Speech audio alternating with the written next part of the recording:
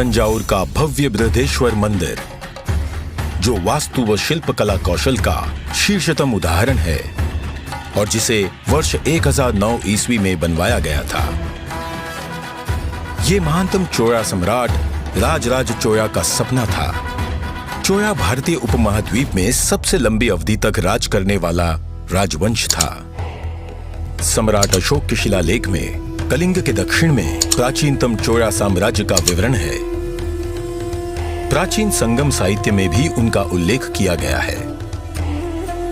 अपनी प्राचीन उत्पत्ति के बावजूद चोया साम्राज्य का उदय सन 848 में विजयालया चोया के आरोहण के साथ दर्ज किया जाता है।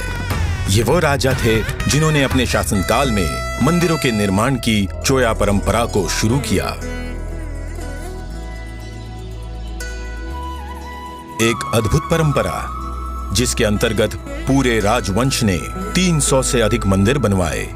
उनमें से बहुत से मंदिर 1000 साल बाद भी मजबूती से खड़े हैं। इन सब में सबसे विशाल है तंजावुर का बृहदेश्वर मंदिर, जिसे चोया के 8वें शासक राजराज चोया के शासनकाल में बनवाया गया और जो भगवान शिव को समर्पित है, क्योंकि चोया शिव भक्त थे। ये सभी भारतीय मंदिरों में दक्षिण भारतीय शिल्पकला की सर्वोच्चता का सबसे विशाल और सबसे उत्कृष्ट उदाहरण है।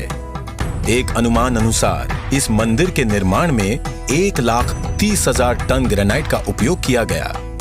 वो ग्रेनाइट जो स्थानीय रूप से उपलब्ध नहीं था। राजराजा चोया ने बेहतर सिंचाई प्रणाली भी विकसित की ताकि कृषि अर्थव्यवस्था में सुधार लाया जा सके। जबकि कावेरी डेल्टा चोया राज्य का केंद्र बिंदु था।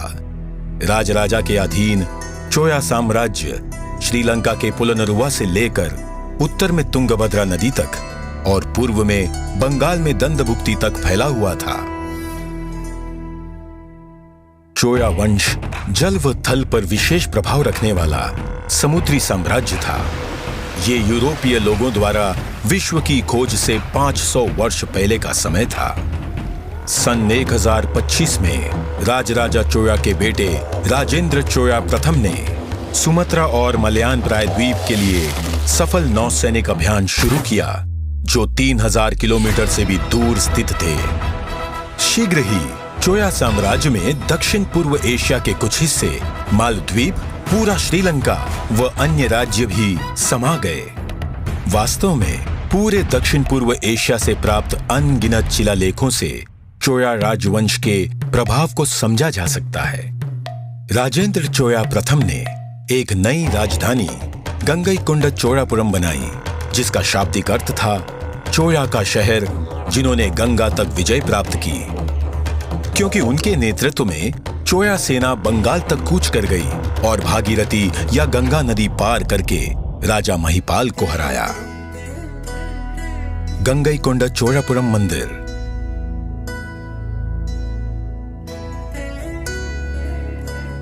तंजावुर का बृहदेश्वर मंदिर।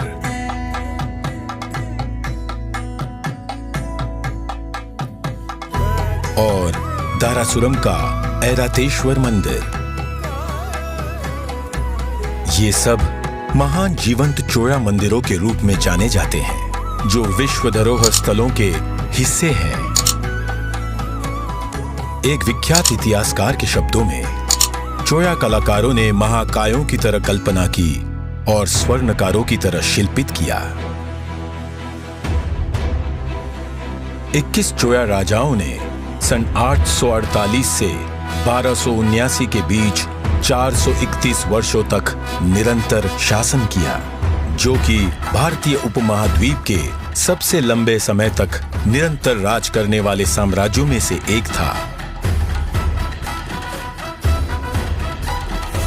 इसलिए जब 1947 में अंग्रेजों से भारत को सत्ता हस्तांतरण का क्षण आया, तो एक स्वर्ण दंड सेंगोल को सौंपने की प्राचीन चोया परंपरा अपनाई गई। सेंगोल शब्द तमिल शब्द सेम्मई से बनाया गया, जिसका शाब्दिक अर्थ है नीति परायणता।